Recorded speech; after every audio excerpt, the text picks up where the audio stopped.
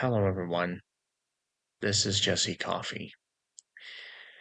In case you haven't gathered from the thumbnail and from the visual that you're looking at, this is a significant day in my life.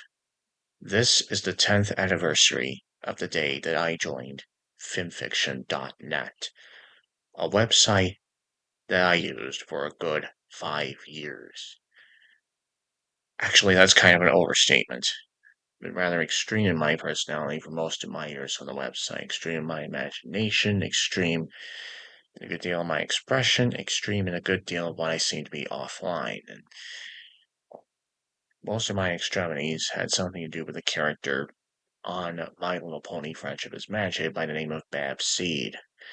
Now, I had had this grand vision off camera of her and Apple Bloom having had something to do with the entertainment business, both as performers and as film and music producers.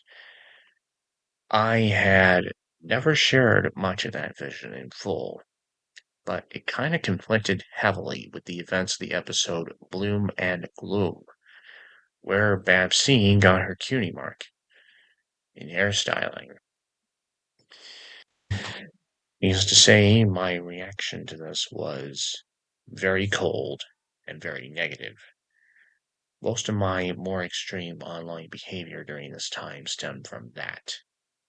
In fact, I spent so much time trying in my mind to undo the quote unquote damage caused by this that I failed to acknowledge how much of a blessing in disguise it turned out to be so many years later.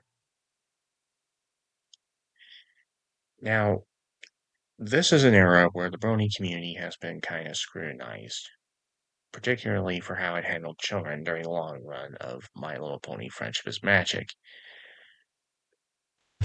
With that in mind, I think I feel kind of glad in bragging about this much. The relatively limited amount of activity that Babsy ended up having since her introduction in the third season of that show meant that her voice actress, Brenna Drummond, ended up living something of a normal life. She never once had been groomed into things like marriage by a man twice her senior, and she even allowed herself to become a college graduate and work as a crew member in a number of productions at the Lancara College in Vancouver. Of the various voice actresses of the Cutie Mark Crusaders, the only other one that can claim to be a college graduate is Claire Corlett, who got out of the University of British Columbia with a BFA. Getting back to the topic at hand, I bided some of the time in between the toxicity by using the blog section of the website to come up with fictional albums by various characters of the series and by some of the OCs in the Brony community. Most of these OCs have been the creation of other people, namely Thunderbolt Sentinel. One of those people, along with Red the Mel, Galaxy Nebula, GM, the Bricklayer, Silent Echo, Hope for the Few, Emily Downs, Derpy Muffin, and Ivory Jackson et al., who I had a very close online relationship with during the later years of my time as a standing member of the community. During my time, I began, in earnest, to chronicle physical media and its history on and offline on an occasional basis, interrupted on multiple occasions by my homeschooling commitments and by other interests of a given moment. The fusing together of my imagination and reality became kind of undone around 2017. There were two big factors that led to this happening. One, of course, was the Mandela effect, and I suppose I don't need to tell you too much about what the Mandela effect is.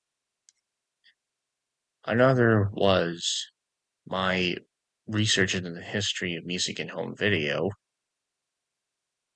which made me further feel the need to divorce reality from my period piece-centric imagination. And there's something else that I'd be remiss not to mention, too. The effects of the drama that I caused on the internet in October 2017, coupled with the rise of the Me Too movement in the same month, caused me to wind my activity on FIMFiction down. Indeed, it caused me to wind my activity in the Brony community down. During that time, I got into the Loud House, although I became much more closer to the short-lived Casa Grandes as the former went on. I also got into two Disney Channel originals, the Ghost and Molly McGee and Big City Greens. And there was a time when I was also into Miraculous, which, like The Loud House, is a program that I still have a soft spot for, even if I've never seen either in such a long time.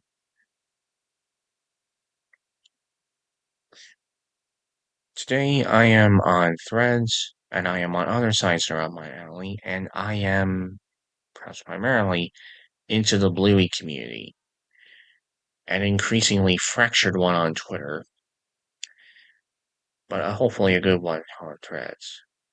Oh, I should tell you something else, too. Obviously, the years that followed the COVID-19 pandemic, which began in the last few years of the Trump era,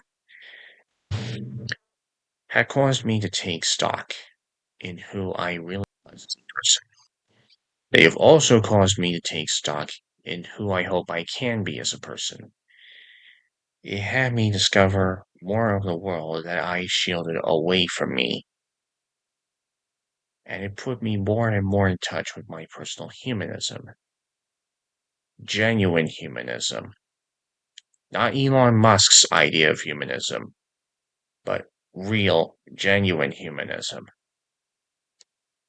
And I have tried to embody that in almost everything I do, and almost everything I say, and almost everything I write and post on the internet. And I hope that I never lose track of the humanism that I have for the rest of my life. And now I would like to end the video by talking for a minute to friends I meet on FIMFiction and to other good people I know from there. I have not forgotten about you. The best of you were people who meant something to me. I wish we could have spent more time on Twitter, on YouTube, on Instagram, on even Threads. And I wish we could have spent that much more time with each other, even as I brought in my own circle of kinships on social media.